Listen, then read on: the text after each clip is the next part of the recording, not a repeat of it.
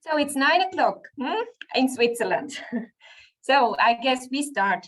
We are punctual here in Switzerland, and we have a big program ahead of us. So I assume this is fine for you. So please switch on your camera so that we can see who is here. And yeah, please mute yourself during presentations if your background is noisy. So we would like that only the speaker has the microphone on. And further instructions, use virtual hand signs, you know, thumbs up when you agree with something, or hands up for questions that we can help and see and give you the floor. And if there are any questions or any remarks, please use the chat box. There will be a chat box moderator assisting me during this workshop. And please note that this workshop will be recorded except for group discussions. And presentation and slide will be made available after the workshop. And yeah, we are looking forward. So please be open and immerse yourself, be curious to this exchange. I myself be looking very much forward to this exchange. So, just to right now to say, at the end of the workshop, you'll find a survey that you're requested to fill out so that we know that what we can improve in future. We have developed slides with the participants of these workshops. At the moment, there are 39 people on the Zoom workshop, but we know that many more have registered and they might still come in. So if you go on the link that is now placed in the chat, you can see who is there, and so please fill in a personal slide of yourself with, yeah, maybe a picture, present yourself there. You can do that right now. You can do it after the workshop. So this helps us to connect with each other after the workshop and stay connected. Okay, so this is the official start now. Welcome everybody to our collaborative learning journey on the application of promising agroecological practices by farmers in the Global South. Many people have registered to this online workshop, which is very exciting. For me, it shows that the chosen topic of discussion is relevant to many of us working on agroecology. My name is Sarah Mada, and I'm the Senior Advisor for Agroecology at SWISSAID, as well as the coordinator of the Sufosec Learning Group on Agroecology. And today, I will be the moderator of this workshop.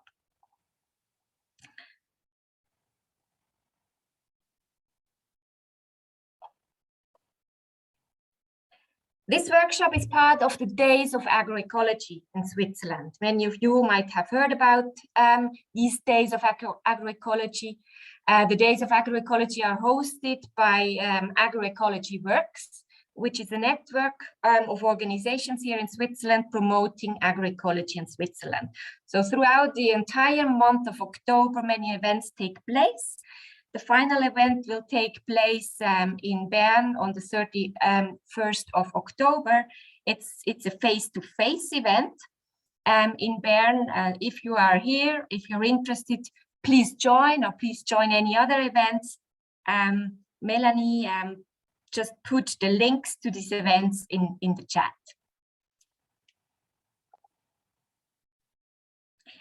So here you do see the agenda of today's workshop. The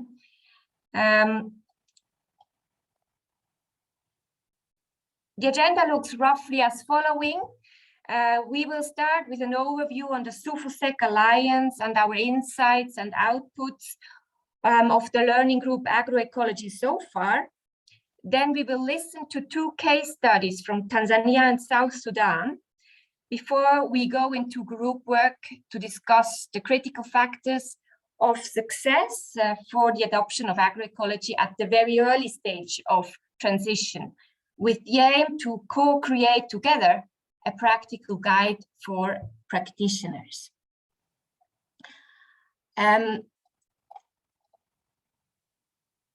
So turn on your camera, please, right now, and grab something that you like, something related to agroecology, a plant or a glass of water, something that relates to agroecology for a picture, so that we have something, a memory after the workshop. So once you have something, Rina will make a screenshot of the participants. And if we are more than 50 right now, which I don't know, then we will have to make 2 pictures. So I have chosen, for instance, here some self-collected seeds from my own garden. And these seeds I can reutilize next year for the next season, for cropping season. So I myself, I like collecting and using my own seed in my garden. So maybe you have something similarly at hand that is related to agroecology, something personal. And once we are there, we will make a picture. Exactly. I can so see everyone wearing their best smile and holding their object, and I will take a screenshot of all of us.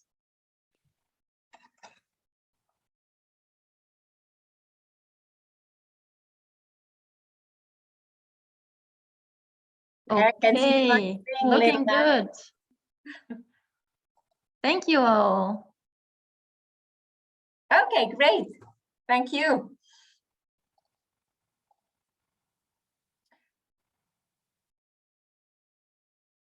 So, Rina, will you place the picture here? Oh, here it is. It will come, I think. Yes. Fantastic. Thank you. Okay, next slide, please. So first, we would like to present 2 interesting components of our work on agroecology. One component refers to the results of a recent Sufosec Alliance household survey on agroecology that we carried out. And the other is the inventory of learning models that we jointly created with some of you, during our first online workshop in November 2021. So I would like now to give the floor to Christa Sutter, the thematic advisor of agroecology at Fastenaktion. She will give us this presentation on the Sufosec experiences so far. So please, Christa, the floor is yours. Thank you, Sarah, for the introduction. To start, I would like to give you a short introduction to the Sufosec Alliance. The Alliance for Sustainable Food Systems and Empowered Communities, Sufosec, is a partnership between 6 leading Swiss NGOs with a focus on agroecology, and it is SWISSAID, Fastenaktion, BSF Suisse, Skat Foundation, Vivamos Mejor, and Aqua Alimenta. Our joint 4-year program, co-funded by the institutional partnership of the Swiss Agency for Development and Cooperation, is implemented in partnership with NGOs and CSOs in 27 countries. One of the objectives is to create and share knowledge on agroecology, as well as creating and making use of synergies both in the program countries as well as in Switzerland. So last year, the Alliance has conducted a household survey in 16 countries to determine what is the status of agroecological practices within our Alliance. The Sufosec household survey was created to monitor, among others, the key indicator, the number of households newly implementing at least one agroecological farming practice.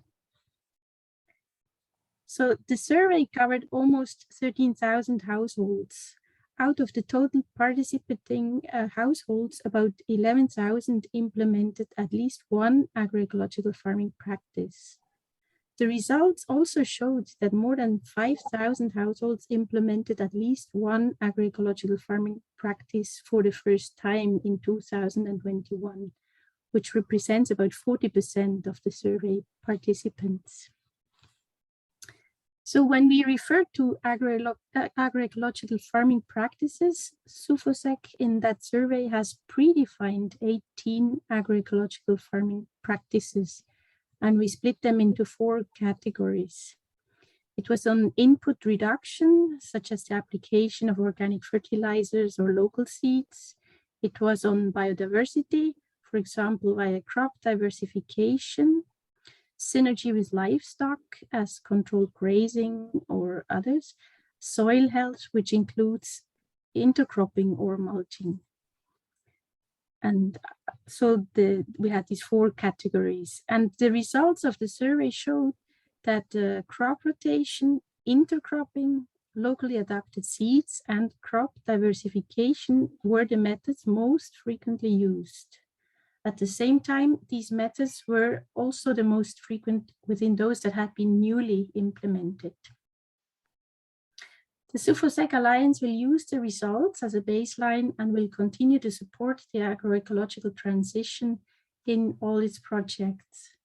So we will also use the results for a critical self-reflection of the Alliance in order to define how we can improve.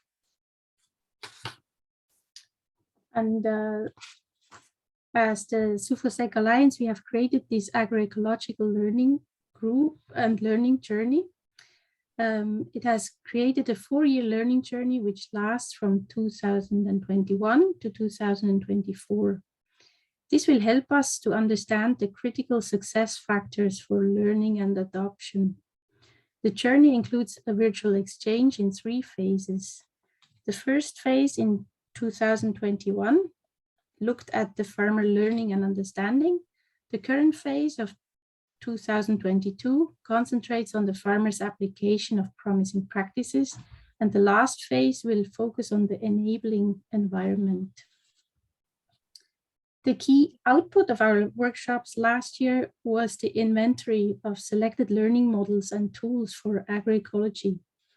This inventory collects the learning models, approaches, and tools that are applied in the programs of the Sufosec partners. During last year's workshop, a variety of learning models and approaches were presented, and the models were divided into 5 categories: learning by observing, learning by doing, by researching from other farmers, and mass learning tools. On the right side, you can see how we have analyzed and structured their advantages and disadvantages, as well as the critical and hindering factors for success in each model. And the main conclusions we draw from the inventory and the phase 1 of our learning journey are that Sufosec members and partners have been using a variety of approaches to foster farmers' learning on agroecological practices. Successful learning is not a one-size-fits-all approach, and thus needs to be adapted to the local context. Impactful learning approaches do put farmers' needs and existing knowledge in the center of the attention, and a mix of approaches and tools is most effective. Good facilitation is key for co-creation of knowledge and learning for agroecology. This inventory is available in 3 languages, and you may download it from the links in the chat. And if you have any questions, kindly write them in the chat. So this was the introduction on these 2 initiatives. I give over to Sarah. Thank you. Thank you very much, Krista, for this presentation. So today's workshop is the kickoff of phase 2 of the learning journey, and as agroecological practitioners in the Global South, we will invite you to discuss today how to shape the first critical steps of the agroecological transition. So the outcome we hope to achieve from this workshop today is the co-creation of a practical guide by and for agroecology practitioners on the critical success factors during the first phases of the agroecological transition.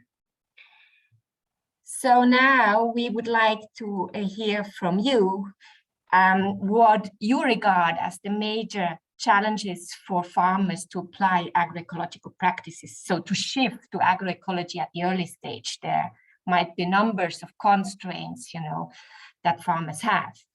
So here you do see the instructions of this little survey that we would want to carry out together.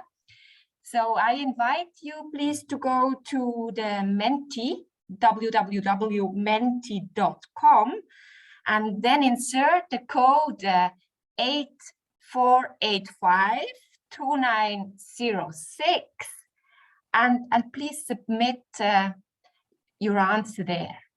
What are the major challenges for farmers to apply agroecological practices during the early stage of agroecological transition? So please use 1 to 3 words, and then we'll see what pops up here on the screen where you feel the major constraints are. Okay, one is already here, labor availability. Okay, labor is a big issue. Conviction, being convinced. Farmers need to be convinced, so probably they need to see really that it works. Success, access to seed. What do we see?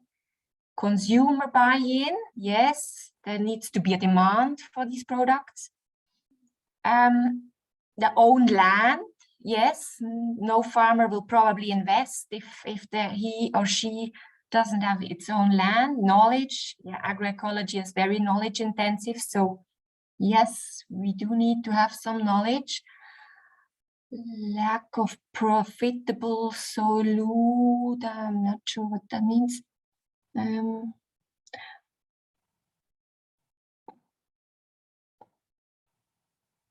Concerns of risk, yes, risk taking is a big thing, for farmers.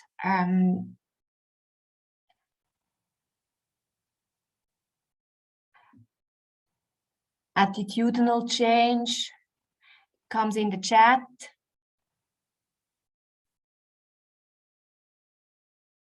Patience, yes, by the farmers to wait until success emerges, probably. Inappropriate policies, sure, the environmental factors, which are very key that farmers want to change. Drought, lack of rain, yes, the climatic conditions that hinder taking risks. Okay, I think we have very many challenges already identified, which is great.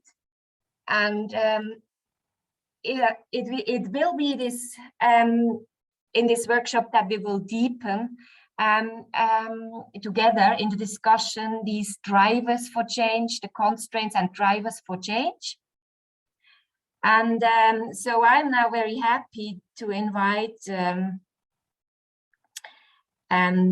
2 practitioners from the South to give us a first input into today's discussion. These are 2 practitioners from 2 different Sufosec Alliance members that share with us their experiences. First of all, we do have Gladness Brush that recorded a video.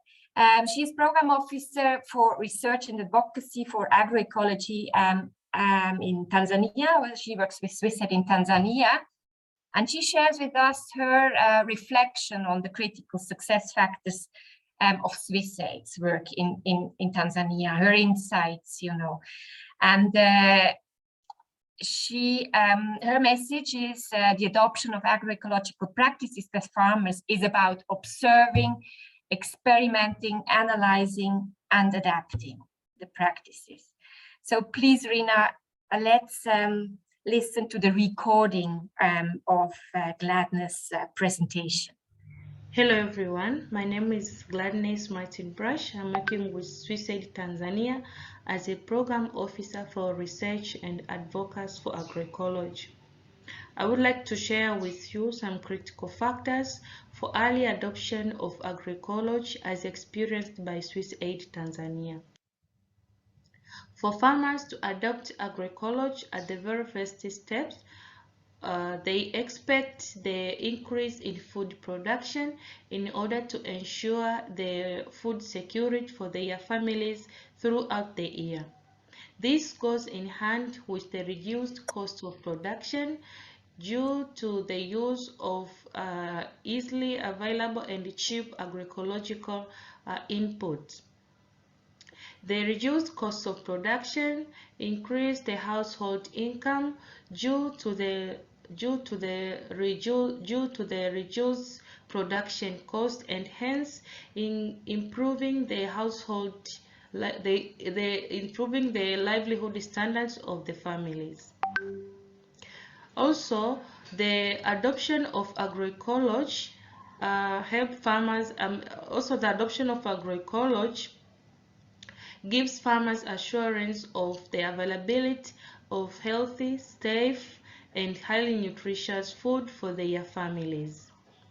Due to the impacts of climate change that farmers are facing, they also adopt agroecology as a way to help them overcome the impacts of climate change. The constraints that farmers face in the first step of transitioning to agroecology. The overwhelming focus on conventional agriculture. This is from the community to the national level. So the existing national agricultural policies, plans, and practices, they do not support agroecology, and therefore farmers lack the initial support from the government in their early adoption of agroecology. Another challenge or constraint that farmers face is an unstable market which does not recognize the value and benefits of agroecological produced products. Now, SWISSAID, in collaboration with its partners, they have adapted different approaches which has helped it to overcome these farmers' constraints. These approaches are being grouped into 3 groups. The first one being focusing on the co-creation of knowledge and generation of facts or evidences for adoption. The second group of approaches are being focusing on the creation of better markets for the agroecological produced products. The third group of approaches have been focusing on the government engagement in creating the better policy environment which accommodates agroecology and ensure the implementation of agroecology in the country. These are some of the results of the approaches as being implemented and experienced here in Tanzania by SWISSAID. The participatory research approach as a way to generate the evidences and facts for farmers to adopt and implement agroecology. These are implemented through the workshops which involve farmers and researchers all together to develop the research topics and to do the research all together to come up with evidences and facts which help farmers to really understand and adopt agroecology at the very first step. Another approach and its result is through ICT platform. This is the SWISSAID have developed and adopted 2 ICT platforms, the Macho Sauti or Eyes and Voice platform and Farmer-led research application platform. These 2 platforms are being used by farmers to assist in farmer record keeping, but also to assist as the digital extension platform which enable farmer to farmer and farmer to farmer communication. The establishment of the demonstration gardens and the farmer field schools has also been the approach that has been used by SWISSAID to reach the communities and to train and to enable the knowledge transfer from the trained farmers to the wider communities. We have established about 15 farms which are managed by farmers, and they are used for awareness raising events and some community sensitization on agroecology. Rural Initiative for Participatory Agricultural Transformation (RIPAT) has been the successful approach which has been adopted by SWISSAID to assist in mobilization of farmers as we work with farmer groups. So the establishment and engaging with the communities is through this approach, and also it has guided SWISSAID on how to engage with the government. So we are working very closely here with the government in making sure that we are implementing the sustainable agroecological projects. The training of trainers or training of lead farmers who are selected from the farmer groups. These are trained by the experts of agroecology from SWISSAID. So the experts visit the farmers at their household fields and demonstrate the agroecological practices where farmers can see it easily and adopt it and replicate to their household fields. Post-harvest handling and post-harvest handling practices. We do this through value addition, and the value addition is being implemented by providing the simple equipment to the farmers to assist them to process their agroecological produce products in order to create the better markets for their products. This is one of the quick evidence that has been developed through the research collaboration between SWISSAID and the Sokoine University of Agriculture here in Tanzania. The two plots were planted on the same date. The first plot, A plot, it's a control plot with nothing was applied in terms of agroecological practices, and the second plot was treated with a combination of all the agroecological practices, so the soil management practices, the pest control, and the intercropping all together in one plot. So this is what farmers need to see. They see the effectiveness of the agroecological practices in the performance of different crops in the field. These are some critical factors that need to be considered during the early adoption of agroecology by farmers. The existence of the multiple approach which enables seeing, testing, learning, validating different existing agroecological practices in order to generate the positive and quick results and evidences or proof that farmers could see, could adopt and replicate quickly. Stable markets for the agroecological produced product is also an important factor that need to be considered and need to be in place at the first step of agroecological transition. This government support or government involvement should also be considered. This is through creating the enabling policy framework, institutional framework, which accommodates agroecology or which recognizes agroecology, and this will help in the sustainable implementation of agroecology in the country. The financial support is also an important factor to be considered in order that farmers get the initial support as they shift towards agroecology at the very first step. Thank you very much.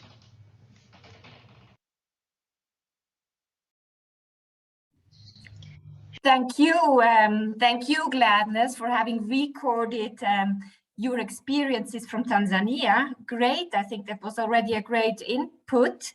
And so if you have questions to Gladness, she is here in the plenary. Please feel free to send your questions in the chat. we will treat after the second presentation. So thank you very much. So yes, now I would like to invite the second speaker.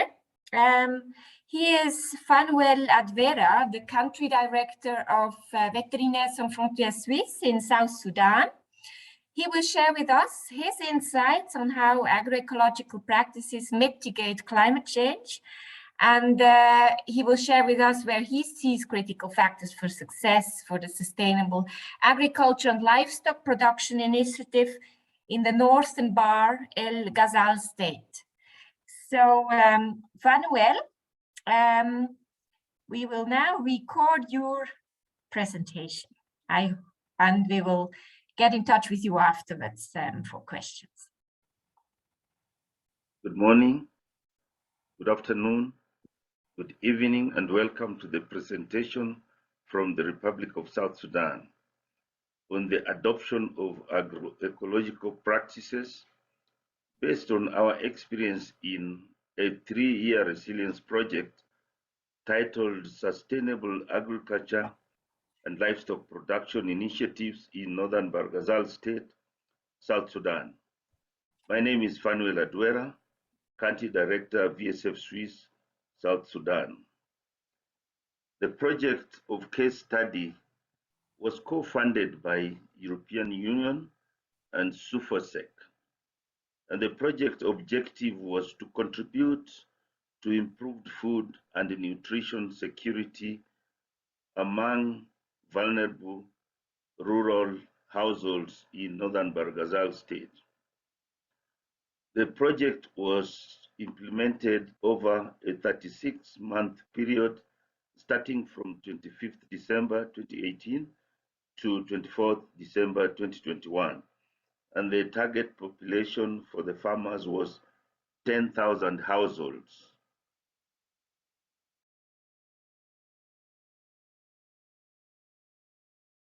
The trigger factors were mainly climate change-induced disasters.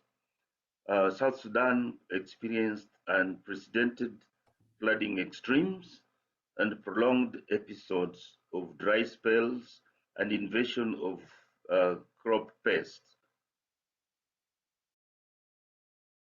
And the trigger factors, as a result, resulted into submerged farmlands, declined the viability of cultivated lands, land degradation, reduced crop, vegetable, and livestock productivity, high incidence of crop, vegetable, and livestock pests and diseases, and changes in traditional livestock migratory routes, and changes in disease patterns.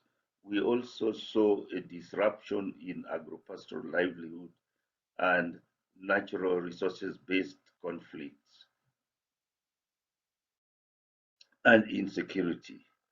We adopted approaches which were meant to withstand and mitigate climate changes while positively contributing to sustainable environmental protection. We also applied the agroecological farming approaches through climate-smart agricultural and livestock production models. We also applied One Health models supporting agriculture, livestock, and environmental conservation. And we emphasized a lot on farmer field schools and pastoral field schools. Among the key actions that we implemented included the capacity building and hands-on support to frontline agriculture extension workers and community animal health workers, integrated livestock, crop, vegetable production via cattle camp collaborative efforts on grazing of animals in crop and vegetable fields that positively contributed towards soil health. We also practiced integrated pest management. We did shift cultivation from highland areas to lowland areas while incorporating irrigation practices during the dry season in lowland areas. We scaled up climate-smart agricultural production which supported flood mitigation efforts through disaster risk reduction measures. We also applied adoption of early maturing and drought-resistant crop varieties. We did provide livestock breeds, especially the improved poultry breeds, which are adaptable to the local environments, and this supported women and youth groups, and the droppings from the poultry farming improved vegetable production. We provided also donkey and ox plows, which are suitable for the farming locations in northern Bargazal, again targeting women and youth, and these really empowered the women and youth. We also supported agroforestry and post-harvest management and marketing. Key achievement over the 3-year period, we noticed that 6,517 farmers who practiced climate-smart agriculture actually increased their yield. For example, in sorghum crop, they were able to increase the yields from as low as 0.15 metric tons to 0.71 metric tons. That is over 5 times over a period of the 3 years. The critical success factors and sustainability beyond project lifespan. We looked at this and we saw that local leadership, line ministry, and target groups, who are critical source of existing positive indigenous knowledge and skills, experiences, and resource capacity, help to cascade beyond the project's geographical area and also beyond the lifespan of the project. Again, the capacity building of local smallholder farmers with bulk inputs being sourced locally, the project leveraged on that to support input trade fairs within the region. And this significantly impacted the production capacity of the small-scale farmers. We envision this to be maintained beyond the project period. In brief, VSF Suisse works in a holistic environment where we consider sustainable livestock-based livelihood based on environmental health, livestock health, and people's health, all working in tandem. Thank you very much and welcome for any comments and questions.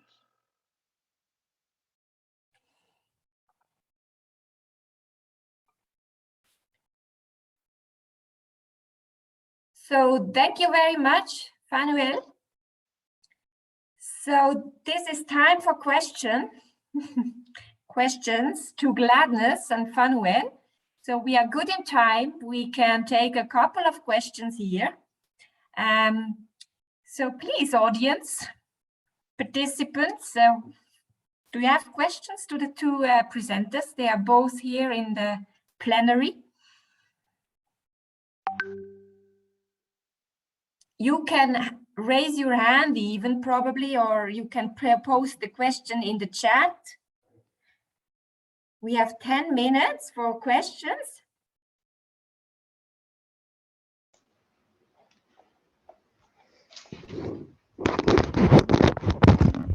Good morning.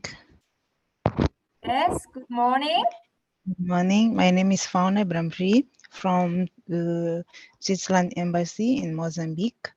I just want to congratulate the good presentation and good learning that has been provided here. So Tanzania is our neighbor country that we can really copy what they are doing in terms of improving the agroecology in Mozambique. So I saw from the last presentation that they are also promoting, they have increased capacity of the building local smallholder farmers project in terms of bulking the inputs to be sourced locally.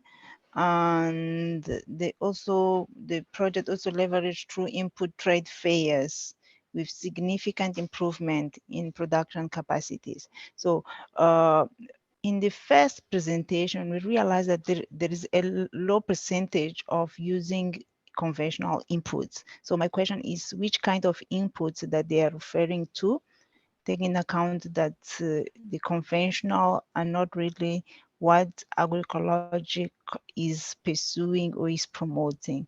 This is my question. Thank you very much. So this question is to the second speaker mainly. Yes, yes. So Thank Fanuel, can you answer to this question?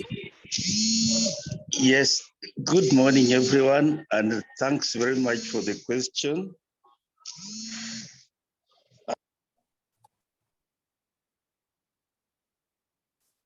Hello? Sorry. Can't hear you anymore. Hello, good morning again. Can you hear me? Yes. Thank you very much. Yes, regarding the capacity to respond to,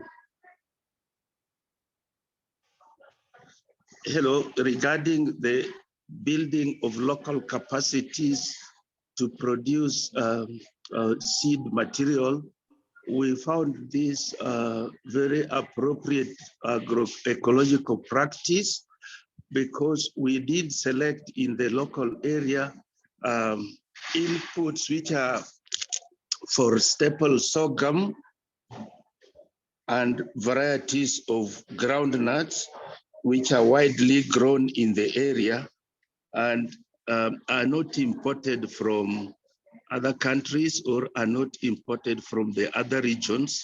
So these sorghum varieties are locally adaptable to the agroecological zone that is northern Bahar Ghazal state. As you may have seen, widespread flooding caused a lot of farmers also to lose their crops. And so when we adapted those agroecological practices and supported communities to bulk more locally adapted seed, we saw the market responded. And so we only facilitated local seed fairs where we bring the producers and the buyers to a local market with the support of the Ministry of Agriculture, which supports in analyzing the quality of the locally adaptable the sorghum seeds as well as groundnut seeds. And we saw as a result of some of the farmers selling good quality, it enabled them to continue to produce better quality, also to supply both the market and Oop. Your voice interrupted, Fanuel. Yes, I briefly interrupted, but I've just finished. I hope I was clear enough. Yes, thank you. For me, you were very clear.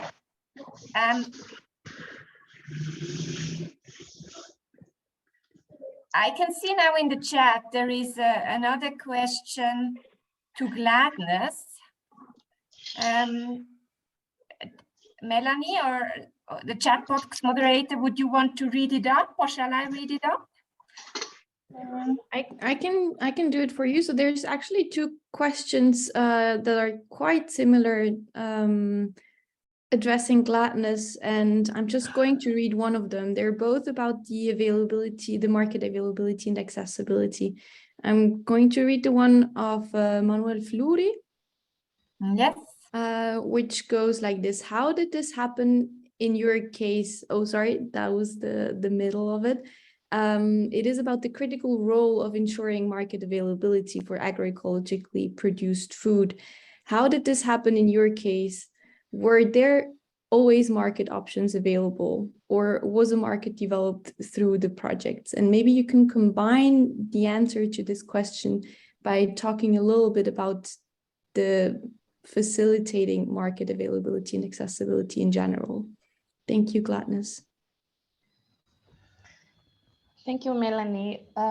Yes, so to answer this question is that here in Tanzania, well, we are working with farmers and other business business.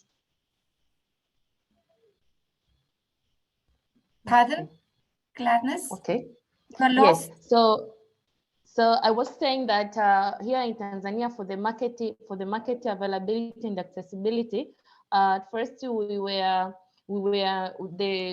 initiatives were starting right from the ground with farmers groups. So within the farmers group, we established the marketing committee.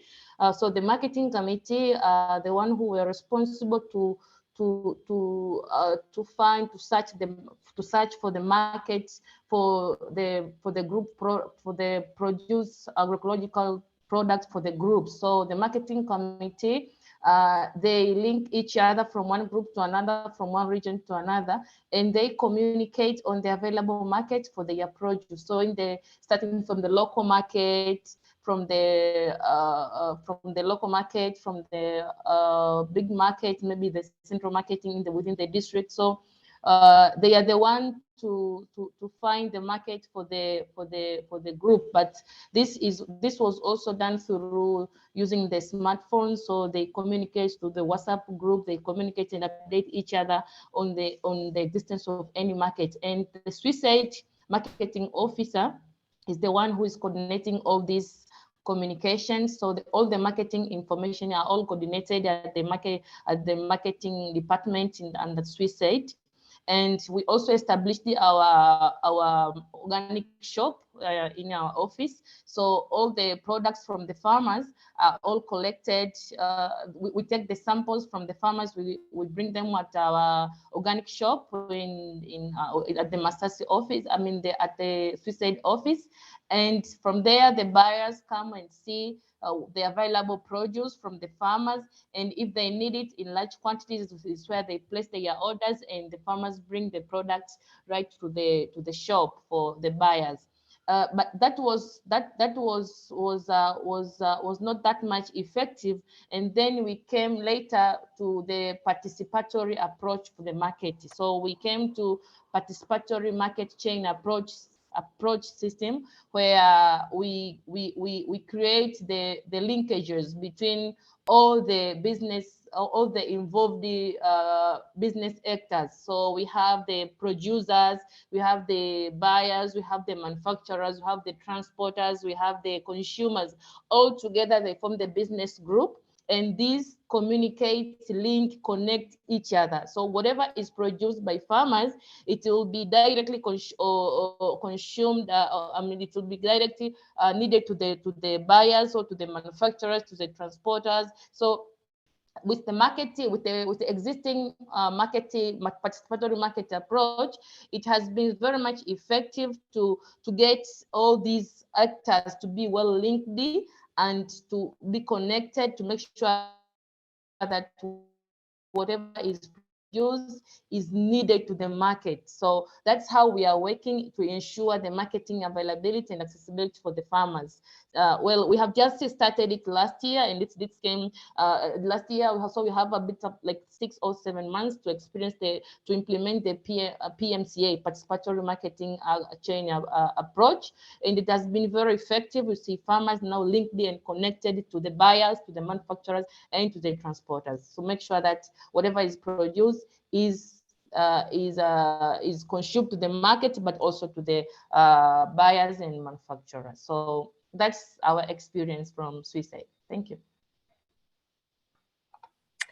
Thank you very much, Gladness, for this elaborative answer. So looking at the time, I propose that we go ahead. There is enough time available to talk to the speakers also in the group work. So please raise these questions and go a bit deeper in discussion in the group work, or you might even send an email or contact the persons directly if you have more questions and would like to get answers on your questions.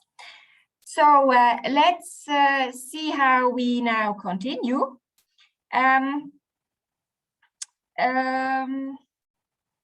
Yes, let us now focus on the output we want to achieve today in today's workshop. That's the co-creation of a practical guide by and for agroecology practitioners on the key success factors during the initial phases of the agroecological transition.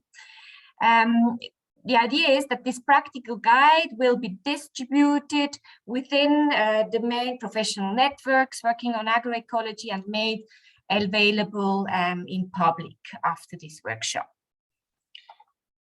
So before we start looking more closely into the critical factors of success, we want to clarify what we understand by early stages. So if you look at the well-known Giesmann model with 5 levels towards food systems change, we focus in the discussion now today on the first 3 phases of the transition. These 3 levels describe the steps farmers can take on their farms to convert from industrial systems to more ecological ones.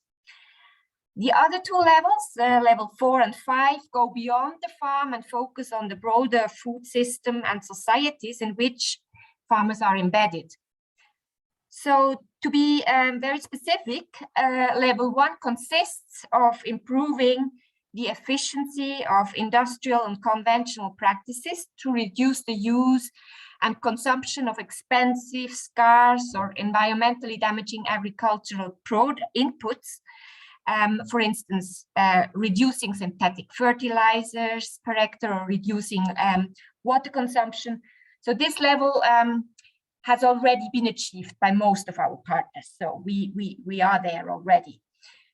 Level 2 aims to replace conventional inputs with local ones, as we have heard, the use of local seeds, for instance, as well as to improve existing practices and introduce new practices based on agroecology. So, for instance, green manure, cover crops, using biological pest management, etc. Level 3 is then again a bit more advanced and focuses on the redesign of the ecosystem based on ecological processes, for example, through the introduction of agroforestry, through crop livestock integration or crop rotation. So we want to discuss and focus today on these early phases of the transition, because these are, in our views, critical steps towards the overall agroecological transformation. As a final note, I would like to emphasize that this Giesmann model is only one model among many. It illustrates the need for a multi-level approach that builds on one after the other, that can evolve linearly, but also non-linearly over time at different levels. So next slide. As seen in the presentations before, decisions of farmers on the types of farming practices to apply are influenced by several factors. Now we have heard quite clearly that market is really an important driver of change. But here in this graph, you do see internal factors and external factors that can influence farmers' change. So internal factors are those more colored in dark green. They can be easily influenced by farmers. So these are factors at individual, household, community levels. For instance, the personal beliefs, mindset, values of farmers, or assets that are available at household level, or networks that exist at community level. So here farmers have the greater power to influence these factors, these internal factors. And then there are external factors. The more light green colored one, they are more difficult to be influenced by the individual farmers and communities. They include framework conditions such as policies, the availability of extension services, cultural norms with regards to food consumption. And then there are these super changes like disaster, climate change, also market shocks, immediate price changes, volatile prices. So very, very little influence have here the farmers. So at each level from individual to superior, different factors can drive a new choice of farmers' practices and thus also of agroecological practices. For instance, at the level of external conditions, changing market prices, for chemical inputs, now we see that right now, these chemical inputs, the price has extremely increased. So this can be really a chance to change and thus a chance for agroecological transition. At the individual level, a farmer might be a risk-taking personality, which is more likely to experiment with new alternative practices. So this is more enabling change than one person that cannot really take risks. So all these factors combined are key drivers of change towards successful agroecological transition. So, and what we want to do now in the discussion is to deepen, to go a bit deeper on these factors for change in the group work. So in the next slide, you do see the group work that we have conceptualized. We would like to discuss these drivers of change at each level, at the individual level, at the household level, community level, external conditions level, and superior changes levels. Your group discussions will form the basis afterwards for the elaboration of the practical guide. Therefore, it is important to capture the results of the discussion on the slides of each group. So before we send you in the group, let's look at the group work instructions. Now on the next slide, so that it's very clear what everybody is gonna do. And as we are more than 50 people, we do have to create more than just one group per level. So we do have about seven groups. So we will duplicate the group at community level and at superior level. So these will be 2 groups then. So let's have a look at the instructions together so that it's very clear for you what you will be doing during the next 30 to 40 minutes in the groups. You do now see the slide with the instruction. So every participant will be randomly allocated into a breakout room. So yes, as said, there will be multiple groups on the same level on 2 levels, on the community level and the superior change level. There will be 2 groups. So it will be very important to check in which room you are. So you please check the room on the top of the screen and find then the corresponding slide with the same name. And we will insert the link to the presentation in the chat. So please make sure that before you are being sent into breakout rooms, you open the slide and then you can find your slide where you can make the notes, of your group work. So once the group has found the slide, read and follow the instruction together. Be aware that you should select the facilitator and the note taker within your group. So this is a self-organizing group work. So once you get in the room, please select a facilitator and a note taker. So please take notes directly on the slide. It will be really essential for this practical guide. So once everybody is back in the plenary after these 30 to 40 minutes, one representative of each group will present a summary of the discussion on question 2. So just question 2. You will have only 1 minute to present.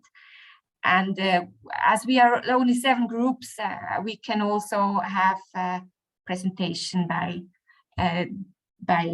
all 4 groups working on the same topic. So if there are any technical issues, try to help to each other. Use the chat also, or send a message to the help desk. If nothing works, leave the breakout room and then, log in again. I hope this is so far clear, but I would like to give you now an example of the slide of one group. So here, this slide shows the example of the group that works on the individual level. At the left-hand side, you can see the participants that are in this group. So once you get into the room, please introduce yourself. So I'm now on step 1. Please introduce yourself and write down the names in the box at the left-hand side, the blue-colored room there, and choose a facilitator that helps going through the questions within the 30 to 40 minutes and facilitates discussion. And please also choose the note taker who writes down the notes and the answers on the questions directly on this slide below the questions. So if you have not enough space, you can also remove these instructions, step 1 to step 2 to 3, and make a little bit bigger, you know, the boxes you can enlarge a little bit so that you have space.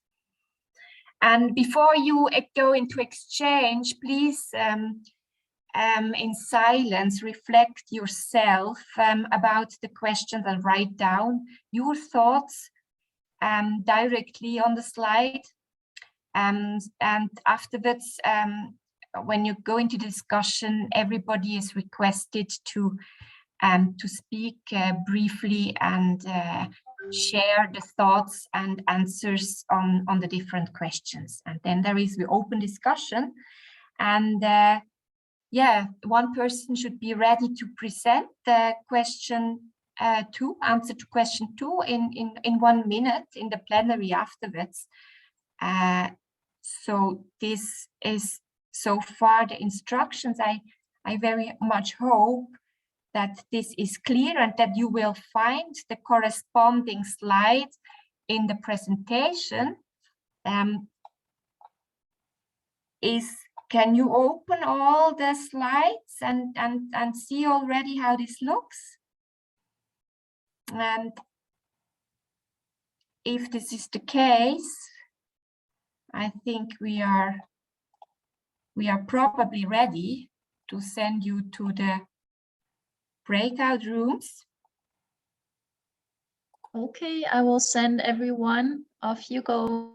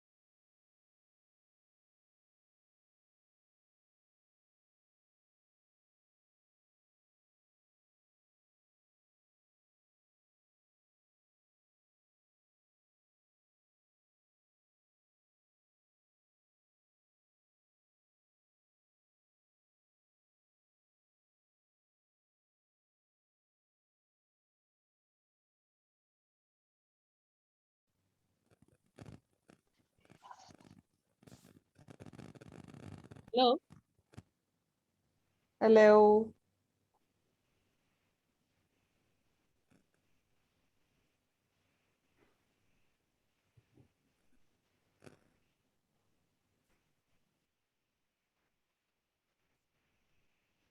Hello, everyone. Welcome back. Sarah, you're on mute. We cannot hear you. Okay, welcome back, everybody. I hope you had a good discussion. We, at least in our group, it was a bit too short. It became very interesting when we had to go back. So, but nevertheless, we are now back. Can I get the, okay. So the idea is now that every group presents briefly the answer on question 2 in the plenary, and please stick to 1 minute each group. So I would like to invite now group number 1 in room 1, who worked on the individual level. Actually, I was part of this group. Yes, to briefly give us a feedback on the answers of question 2. And yes, and Gabriela, I think you will present us this group work. Yes, okay, thank you very much. We were struggling a bit with the question, but as we found it difficult to reduce it to an individual level without also considering the NGO as an actor. Yeah, here we are. So one of the major things that we discussed or mentioned was the connection between the farmers, to exchange among the farmers, to have a learning platform among the farmers, so exchanging experiences at an early stage, also for encouraging each other. If somebody doesn't succeed at the beginning, then also create, in a group, to create a social cohesion, feel comfortable to exchange experiences made. Then also to know the bigger picture of all, why am I part of the project? What is the bigger picture in regards to the food system? Why is it interesting, or should it be interesting for myself to be an agroecological farmer? And also to involve the whole family, not be there as an individual, but also to involve the family, introduce what you are doing within the project and why you are doing it. And so they are on board, also perhaps to help out when work is required. Thank you very much, Gabriela. So may I ask the second room to present the answers on question 2? Now I see room 3. Is that correct? Is there no room 2? No, there is a room 2. Slide 32. Okay, there is a room 2. So who will present? Yes, I can just briefly summarize the discussion we had. It was on household level, of course, to give technical support, advice, and also inputs, and to support the exchanges with other households and the exchange of knowledge, but also support each other with labor during certain phases of the season, to build synergies with different institutions, also outreach to other extension possibilities, private extension, public extension, and to understand agroecological practice as well, so that they can be adapted to the local context. That was a big emphasis. And also to see concrete evidence is very important, so that the innovation or a change can happen. And on household level, also to consider different roles of the people in the household, like to address women differently, and to address youth differently and train them or motivate them differently, but also to include the knowledge of elders, as we know they had cultivated for so long on that land that they would know a lot about context and just the traditional knowledge. So these were some of the main points, but the group can add any more. Thank you. Thank you very much, Krista. Now we move to community level, I assume in room 3, right? Who is presenting? Yeah, I can do that. Okay, we discussed the community level, and regarding the drivers that were mentioned, we felt that we would like to add mindset as an important element or at the community level. Of course, it drops down to individuals as well.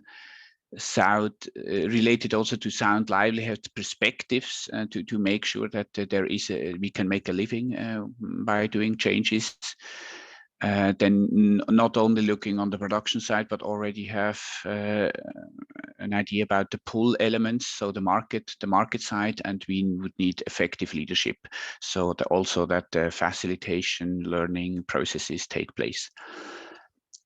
Early success factors, showcasing tangible innovations, then market linkages were mentioned to be important, conviction and insight, not only to change some aspects, but really to potentially go for a system change.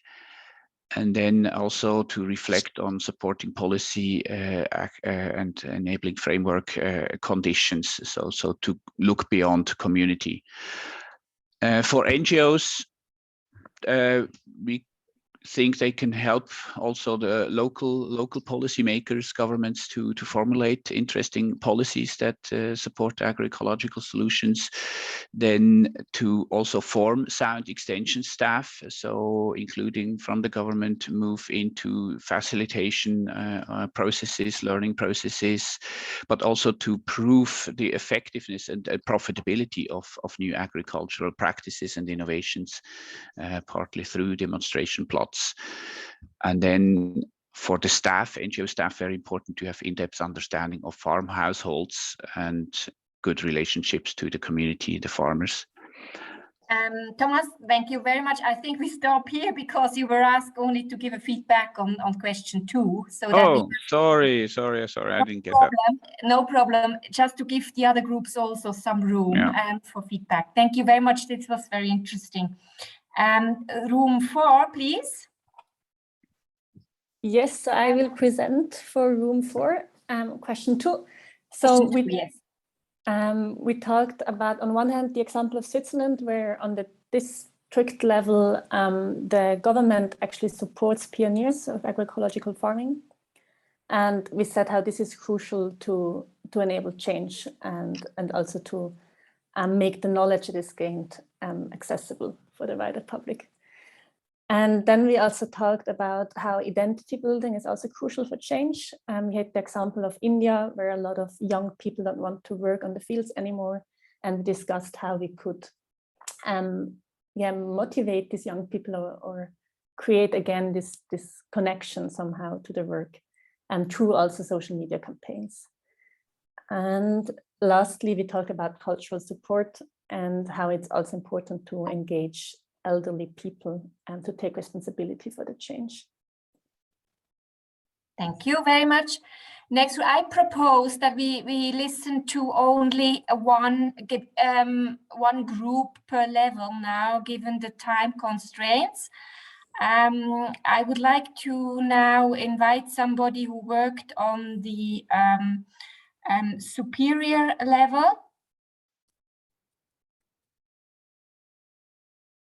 Can we have that room? Who was in this group 2 on the superior level? We are in the room number 5. Yeah. Okay. Yes. Okay, room number 5. Great. If somebody could briefly give a feedback. Yes, I can go. I can proceed. So in room number 5 for the question number 2 on the early success in terms of superior changes, which with concrete practical and technical steps can be taken to achieve fast successful adoption during the early stages of transition. So here are our few points. The first one is the local package of practice to be well prepared, and the successful case studies or the case evidences for the farmers to adopt, and the exposure visits for learning, the better market for the agroecological produced product, accessibility of agroecological inputs like seeds and bio inputs, and the capacity building services for the farmers and trainers, and the extension services and the training of new technologies which could work better for the adoption. Thank you very much. Thank you very much, Gladness. So I propose that we have only one group left, that we invite this group to complement what has not been said in the chat. So we can take over these inputs from the chat into the slides. And we still have the slides, of course, of this group. So please, the group that couldn't present, please add your inputs on question 2 in the chat, and then we will make sure that this input is not being lost. Thank you very much. This looks like this was an enriching, inspiring discussion in the group, and I see that already quite some insights came out here on what is important to be considered in these early stages of transition. I would like now to go further in the presentation and invite Bruce. We are coming towards an end to invite Bruce Campbell. He has been with us throughout the entire workshop so far, and I would like, he is the Senior Policy Advisor at the Swiss SDC's Global Program Food Security, now Food Systems. And he has volunteered, more or less volunteered, to give us his key takeaways of this workshop on the question, what are the critical success factors for the adoption of agroecological farming practices during the early stages of the transition. So please, Bruce, hello, welcome, and we are keen to listen to your inputs and thoughts. Yes, thank you very much, Sarah. I want to say thank you for this excellent event and professional management of it. It certainly sets a high benchmark, and I think there's been a lot of very interesting discussion and input. I'm thinking of Gladness and Fanuel, who I think brought some very good voices from the field near the beginning of the event, and gives a taste of what agroecology, promoting agroecology actually means in the front line. All the aspects of working out what works, engaging people, and giving participants, giving beneficiaries the understanding that this has to work for them. We often talk about food system transition and transformation even, and we often talk about the need for transformation in nebulous terms without really saying what we mean, and I must suspect really knowing what we mean. And so we need to be clear as to where we are and where we want to go when we're talking about transformation, and the same with agroecology. I have the impression this learning journey is making an important, tangible contribution in this respect, in that events as we've seen today is about getting a clearer understanding of where people are starting from, but also what are the critical factors as to what needs to be changed and how it has to happen. We maybe need to become a little clearer, and of course it's going to be different situationally, but clearer as to where we want to be at the end or at certain milestones along the process. One aspect we might have to remember is that whatever we do, it has to be affordable. It has to create livelihoods at all stages of the transition and not just at the end. Good ideas often die because they don't have the oxygen, or rather that means people run out of money and stamina along the way to see them through. Because change is, of course, inherently risk. If payoff is immediate, then it's not a problem. People will do it. It's because it's natural. If the next planting season will deliver a higher yield, that's great. But often it doesn't. So there's maybe a year or two of transition or uncertainty, and that's where we have to help de-risking, that beneficiaries' efforts are rewarded and are de-risked to a certain degree. Perhaps not entirely, because in terms of being entrepreneurs, of showing their own investment motivation and buy-in, this has to be a shared risk, but it has to be a manageable risk. And right-sizing this is exactly where our programs come in. Quite apart from innovation, this element of accompanying people and giving them a certainty that they're not doing this entirely on their own.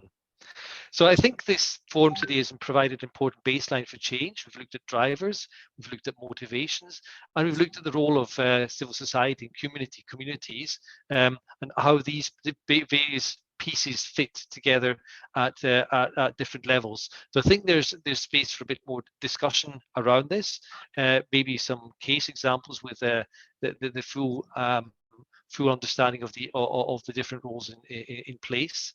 But most of all, I think we often forget that it's not just down to farmers' practice.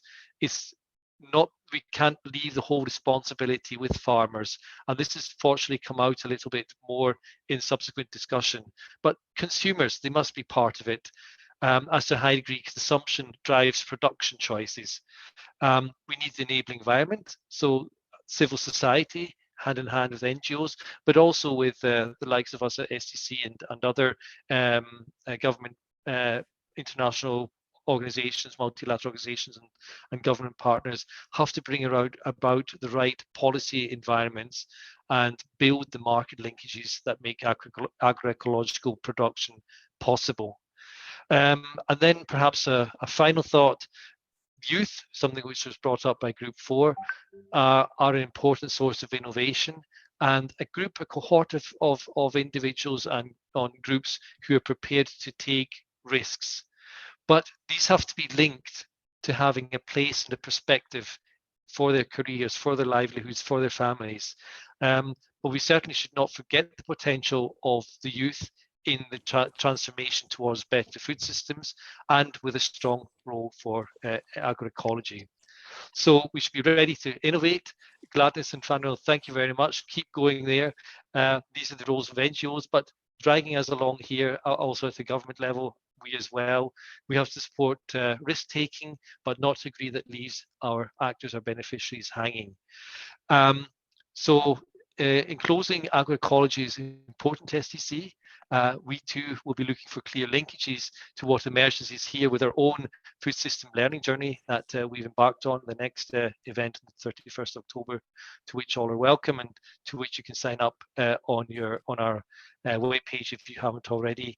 And as for this learning journey, we really look forward to the next stages. I certainly do, and we'll be when the summary comes out, we'll be reading with great interest. Sarah, once again, thank you very much, and all the best for the next steps. Thank you very much, Bruce, for these reflections and takeaways from your side. I think you emphasized again the importance that everybody has a role to play in if this transition is to happen towards a more sustainable food system. Farmers alone can't really change. It's about consumers creating market linkages. It's an enabling environment that needs to be in place that this change can happen. So a complex thing, and but we are all there. We're working on it. Thank you very much, Bruce, for these inspiring words. And now we are really coming to an end. And I would like to now invite the participants to reflect and share with everybody their key takeaways from their workshop. So yeah, what are your key takeaways? it would be great to read in the chat your 3 most interesting observations, takeaways from this workshop. Please take some seconds to reflect and insert your message, your takeaway message for yourself, for us in the chat. So please, we are curious to read what comes in the chat.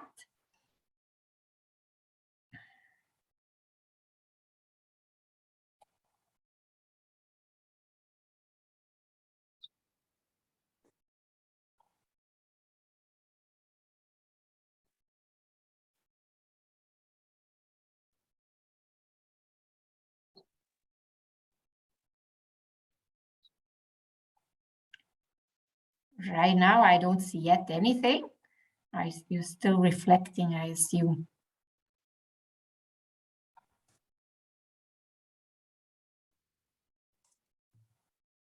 Yes, exchange of inputs. We have had interesting inputs and inputs also in this during the discussions.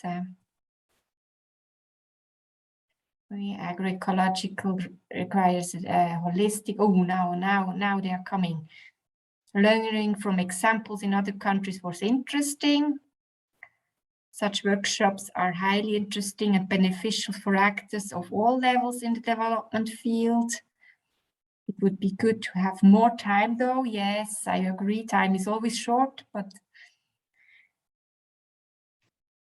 consumers and markets are key drivers. Absolutely right. For transition to happen, we need multiple approaches. We need to work on both the production and consumer side. Yes, agroecological practice at different level and its adoption. Market availability is key.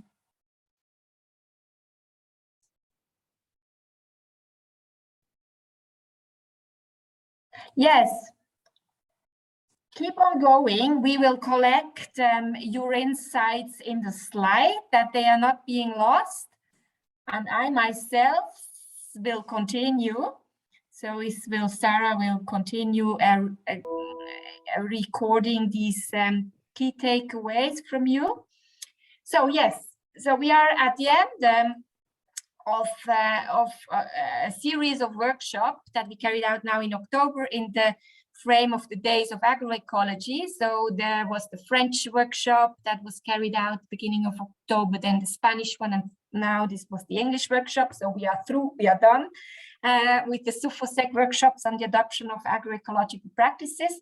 So what we will do next is to draft the guide. Our core group, a first draft that will be shared with you in a consultative process, and you will be invited to bring in and you add your additional inputs and your experiences and comment this report all, and we will then edit that report and it will be shared widely with you within the network and with other agroecological practices. So these are the next steps ahead of us, and so yes, I think we have reached the end right now, and I would like to thank you very much for your active participation. For me, this was a very inspiring morning. I have gained a lot of insights, and I'm very much looking forward now to putting together this practitioner guide for you, so that we can continue our work on successful adoption of agroecology in the field and for more sustainable food systems. So that is from me. Yeah, this is the end. I wish you a very good and nice day. And thank you very much again for your participation. Thank you for having us. Thank you. Thank you. Have a nice day. And a last remark, once you close here, the Zoom link, you will be asked to fill in a survey. Thank you. So please do so, the survey, so that we know next year what we can improve and what you found good. So yes, I would appreciate if you could fill in this survey. Thank you very much to everybody and see you again here or there. And Bye bye. Bye bye. Bye bye.